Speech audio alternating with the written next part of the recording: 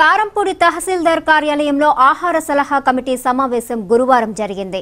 ఈ సమావేశంలో డిప్యూటీ తహసీల్దార్ జైలాబుద్దీన్ మాట్లాడుతూ ప్రతి ఒక్క డీలర్ తప్పనిసరిగా రేషన్ అందజేయాలని, డీలర్లపై కార్డుదారులు ఫిర్యాదులు చేస్తే వెంటనే చర్యలు తీసుకుంటామని హెచ్చరించారు.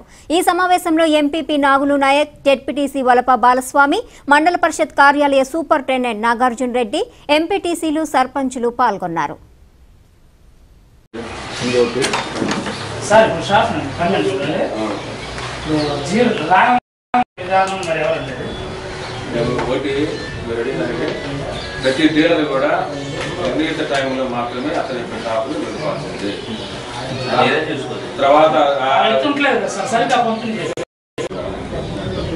కంపల్సరీగా అతను ఉండాలా, అతను లేని పక్షాన్ని షాప్లో అతను ఉండాలా, షాప్లో అతను లేని పక్షాన్ని ఏదైనా పని ఏదైనా ఊరికి వెళ్ళినా అతని తరఫున వాళ్ళ కొడుకు లక్ష్మితో భార్య వాడు కుటుంబ సభ్యులు ఉన్నాడు కదా, అతను అసలు కనపడ్డు. ఈ వేరే అతను వచ్చి ఆయన ఆఫీసులో సంతకాలు అన్ని ఆయన పెడతా ఉంటాడు. దాని ఎవరన్నా అడుగుతున్నారు. అదే సార్ అడిగేది సమాధానం ఉండాలి.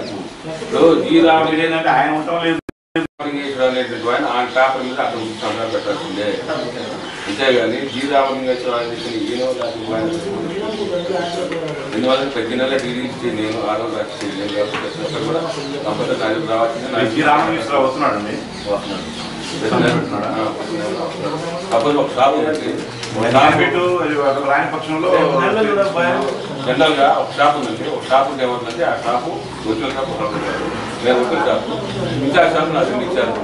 ఇన్ఛార్జ్ షాప్ 2 ఉన్నా సరే నేను ఏంటది ఏంటది బియ్యం ఇవ్వమంటే సక్రంగా ఒకసారిగా వస్తే నింపుతాను, విలువిలుగా వస్తే అది మళ్ళీ నేను చేశాను కదండి, నేను చేసాము దాన్ని ఏం లేదు. మళ్ళీ ఎమ్మటే మరి రేట్ తర్వాత ఎమ్మటే 6,000 పంపించాం, 7,000 పంపించాం, వార్నింగ్ ఇచ్చారు. వార్నింగ్ అనేది ఇంకా చెప్పకూడదు, అది గట్టిగా టైం ఉంది తీసుకోమన్నారు.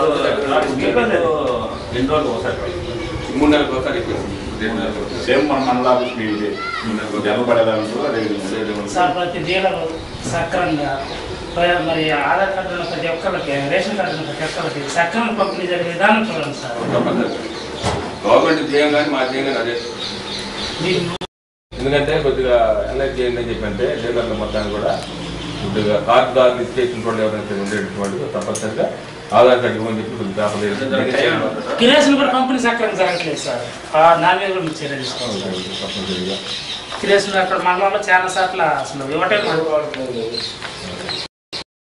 గవర్నమెంట్ ఇప్పటికీ దాదాపు 25-30 సార్లు చెప్పింది. నేనే స్వయంగా ప్రతి పేపర్ కూడా దాదాపు 30 సార్లు ఇచ్చినారు నేనే. మా విలేకరులు కూడా ఏం సార్ మొన్నేగా సార్ చెప్పింది, నిన్నేగా సార్ చెప్పింది కూడా అన్నట్టు రోజులు కూడా ఉన్నారు. అయితే చెప్పండి పాపం నాకు కూడా ఈ విషయంలో పడిన విలేకరులు కూడా కొత్త విలేకరులు ఇచ్చాడు. ఏ డోర్ నెంబర్ అది రేషన్ కార్డు మనం ఇవ్వాలి కాబట్టి కంపల్సరీగా డోర్ నెంబర్ ఉండాల్సిందే. అదేవిధంగా ల్యాండ్ మార్క్ చూపించాల్సింది దాంట్లో. అందుకని మేము ఏమంటున్నాం అంటే రేషన్ కార్డుకి అప్లై చేసి చూడండి, వాళ్ళ సెల్ నెంబర్ కూడా ఏంటంటున్నాం మేము. సెల్ నెంబర్ ఇస్తే మా అభ్యారంలో ఎంక్వైరీ పోయినప్పుడు ఆ సెల్కి ఫోన్ చేసేది రేషన్ కార్డు ఎంక్వైరీకి వచ్చాం, మీరు ఎక్కడున్నారు, ఏ భయాలు ఏం దాని మీద మనం అవకాశం.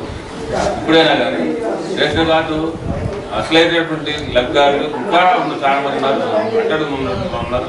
వాళ్ళని మీ ద్వారా మీ పత్రికల ద్వారా అనలైజ్ చేసి వాళ్ళు తప్పనిసరిగా రేషన్ కార్డు అప్లై చేసుకుంటే గవర్నమెంట్ ఇవ్వడానికి ముందు కాబట్టి అవకాశం.